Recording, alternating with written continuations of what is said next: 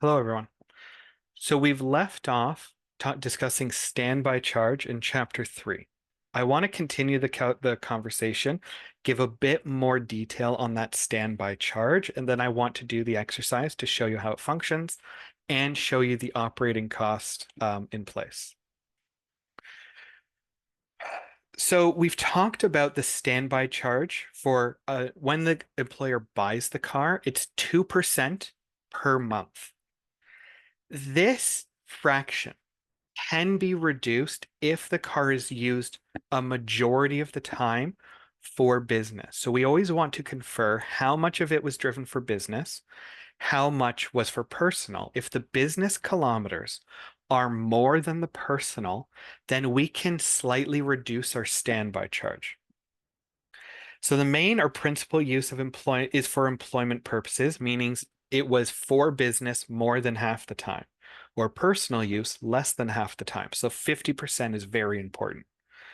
Multiply the regular standby charge, and this gives us a percentage. What this part of the calculation does is it figures how much does a regular or average person drive their car. So what is a reasonable amount of driving? So the personal use kilometers cannot exceed denominator. The denominator is going to be um, 1,667 kilometers times number of months available. The reason they pick this number, 1667, is because that number times 12 months in a year is 20,000 kilometers. So it is expected that average drivers or everyday drivers will drive their car up to 20,000 kilometers in a year. So if the car is mostly being used for business, we can reduce the standby charge if we're driving the car less than an everyday person would drive their vehicle for personal purposes. Um, just trying to think if there's a better way to say it. I think it's just easier to see in action, but we'll get to it soon. So 20,000 kilometers for a year is 1,667. So if I have the vehicle for just 6 months, this calculation will give me about 10,000 kilometers. If I drive more than the 10,000 kilometers, then my numerator will match my denominator. My numerator can't exceed the denominator. So 10,000 is my denominator. If I drive for more than 10,000 kilometers, then it's 10,000. So that makes my percentage 1. My standby charge times 1 is the standby charge. So if I drive more than a reasonable amount, then I don't get a reduction. It's going to be whatever the standby charge calculates. But if it's 10,000 kilometers and I only drove 8,000 kilometers, then that standby charge is going to be 80% of what it would otherwise calculate because I only drove 80% of what a reasonable person would use a vehicle for. So that percentage, so even if it's mostly business, um, if it's all mostly business over 50%, I have a chance to reduce my standby charge if I'm using the car sparingly. Um, yes. Connected with the standby charge or after the standby charge, there's an operating cost benefit.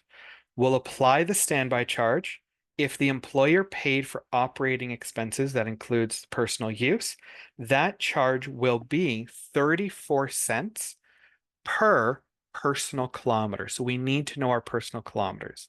That's the prescribed rate for 2025. I think last year it was 33. I think the year before that was 31, 29 cents. So this is the index. It kind of gets updated frequently. If I drove it mostly for business, then the alternative calculation is half of the standby charge. So let's see some of that in action. So going to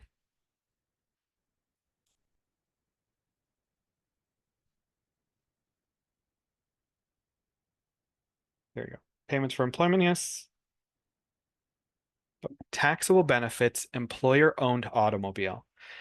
Miss Sevgi is provided with an automobile by her employer. The employer purchased the automobile in 2024 for $25,000 plus GST and two plus 1250 GST and 2000 PST. So another 3,250. In 2025, Miss Sevgi drove the automobile 28,000 kilometers. Employment use was 16,000 kilometers, so the remaining 12,000 was personal. The automobile is available throughout the entire year, so we're going to use 12 months for our denominator stuff. Calculate the minimum 2025 total taxable automobile benefit. So there's a lot going on here, but let's take it slow. We're told the employment kilometers are 16,000 and we drove it 28. So that means we drove 50% of the time for business. When we look at this calculation, there's a section I've put in green text. If we have over 50%, that's when the green portion of the formula comes into play. That's our modification, our percentage based on personal kilometers. So if we drove 80%, what a normal person would drive, our standby charge is going to be 80% what the regular calculation would show us. Excuse me. So our vehicle cost was 25,000 plus some sales tax. So its total cost is 28,250. So 28,250 times 2% per month we had it, and it was available to us for the full 12 months. So 28,250 times 0.02. Every month we're recognizing a benefit of $565 times 12 months. So our total calculation is 6,780. But for a full year, we would expect to drive about 20,000 kilometers. When you calculate it out, it comes to 20,004, but about 20,000 kilometers. So we only drove 12,000 kilometers. So 12,000 divided by 20,004 is just about 60%, just short of 60% because of that four, but generally 60%. So we're going to take our charge. Our standby charge was 6,780, and we're going to multiply that by the percentage. So the regular standby charge calculation would have been 6,780, but we drove it mostly for business, so we get to reduce the standby charge down to $4,067. So that's our standby charge. The operating cost will be the lesser of 34 cents times personal kilometers. So 12,000 times 34 cents per kilometer is another $4,000. But because we drove more than 50%, we have a potential alternative. We can take half of the standby charge. The standby charge was 4,067. Half of that is 2,034. So because we drove it mostly for business, we have this option to take a smaller operating benefit. We'll take that one. So 4,067 plus 2,034, our total benefit that we will add to our income is 6,101. So that's our taxable benefit for the use of the company car.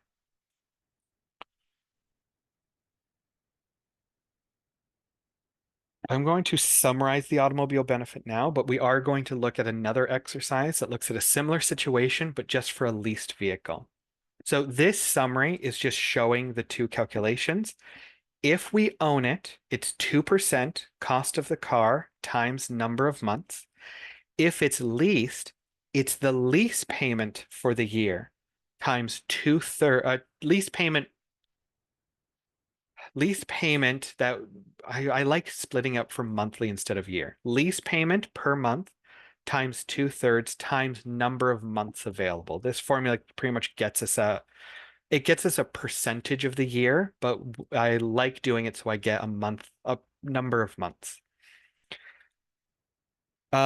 The reduced standby charge is we take our regular calculation and we can multiply it by this percentage of personal use kilometers over standard vehicle use for a month. Okay. So going back to here, what was that? Oh, it just wants me to sign back in.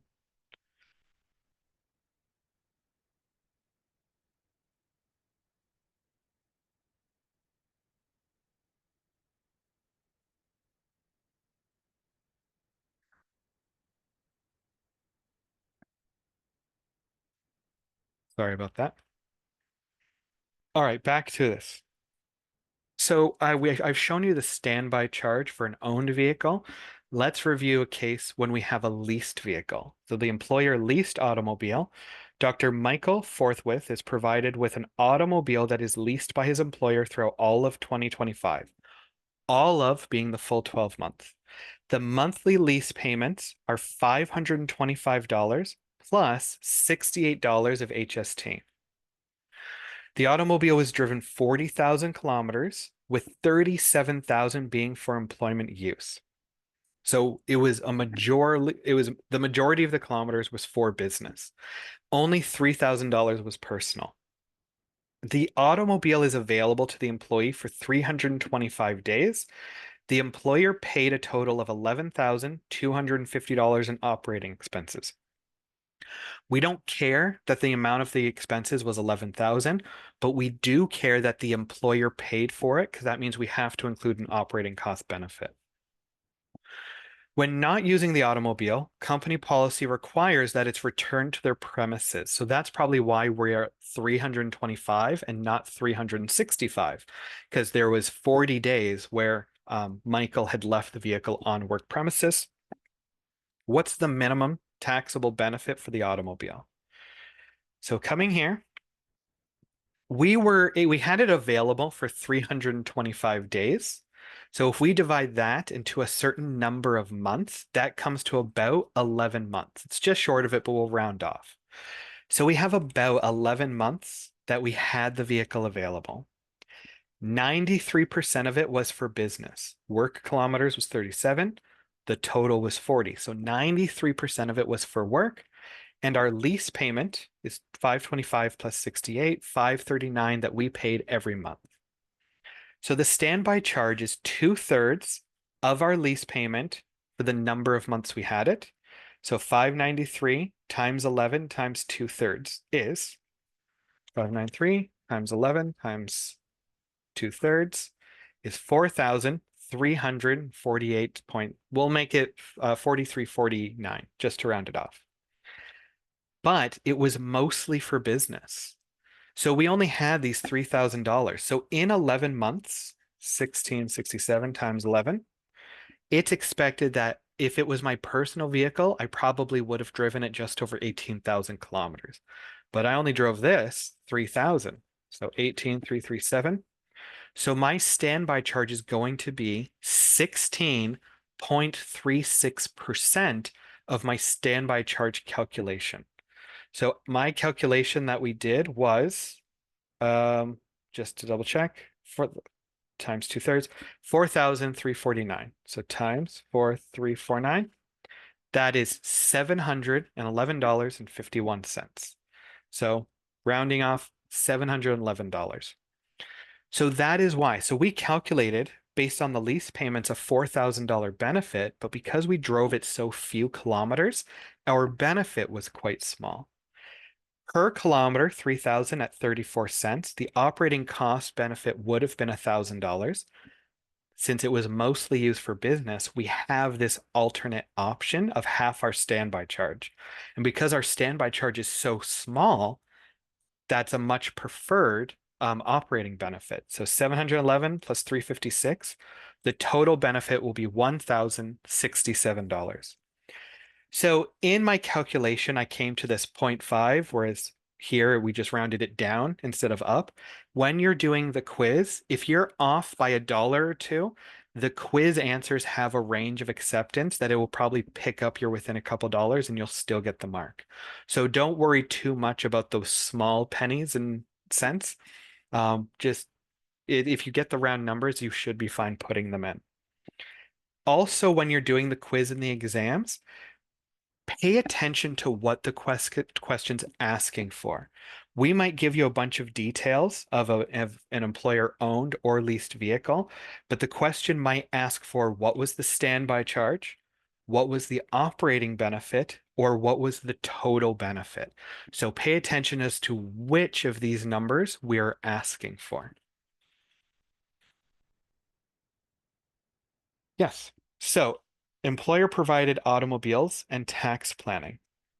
We only have the standby charge if the vehicle's available to us outside of work hours. So if we're required to return the keys and vehicle when not in use, so we have to return it to the employer's lot, we don't need to keep or we don't need to report a taxable benefit. It's not standby because it wasn't at our house or we weren't in a position we could have driven it personally. We can keep records. If I believe I'm going to be driving it mostly for work, keep a logbook saying how many kilometers were for work. Because if we can get those kilometers over 50% for business, then we may be able to significantly reduce our standby charge. Lease versus buy. The thing about the standby charge is for an owned vehicle, we are paying 2% per month of the total cost of the vehicle. So the thing is, if we have access to that company car for more than 50 months, 50 times 2% is 100%. So up to that 50 months, just over 4 years, we will have recognized the full value of the vehicle in our income. So if we drive that vehicle for 6, 7, 8 years, we would be recognizing more income than the actual value of the car. So we might have certain tax planning plans with our work to say, okay, but if I'm going to have a work provided vehicle, can we replace it every 4 years so that if I'm going to be recognizing the income, it is income that actually relates to the value of the car, that I'm not accidentally recognizing over the value. Whether I buy or lease the car might also affect how much of the benefit's going to be. When I buy the car, we use the full cost in our calculation, but when it's leased, we only consider 2/3 of the lease payment. So that might be another way we can make sure our standby charge is as small as possible. We always want to minimize that standby charge. And we also want to avoid luxury automobiles. As the employee who drives the car, the full cost of the car is going to be included in the calculation of our benefit, but our employer can only deduct through CCA up to $38,000 of the car. So if we have a $100,000 vehicle, our work is only benefiting from an expense for a small portion of the vehicle over its lifespan, but over 4 years, we will recognize an income the full value. So there's a bit of a difference or asymmetrical treatment there. An easy way to get around this is compensate employees to use their own vehicle. Use your own vehicle for work, and we will give you 72 cents for every kilometer you drive. That will allow us to pay you for use of your car, and you won't have to report the income because it's a reasonable rate. We're just reimbursing expense. You're not getting anything in excess. We'll talk more about that in the next video when we discuss allowances. Please review these calculations. It's why it's kind of split into two videos. The calculations are very important for this chapter. I guarantee it will come up in either the quiz or the exam. So get comfortable with the regular calculation and that additional reduction portion if our kilometers are over 50% for business. Thank you for your time. See you in the next video.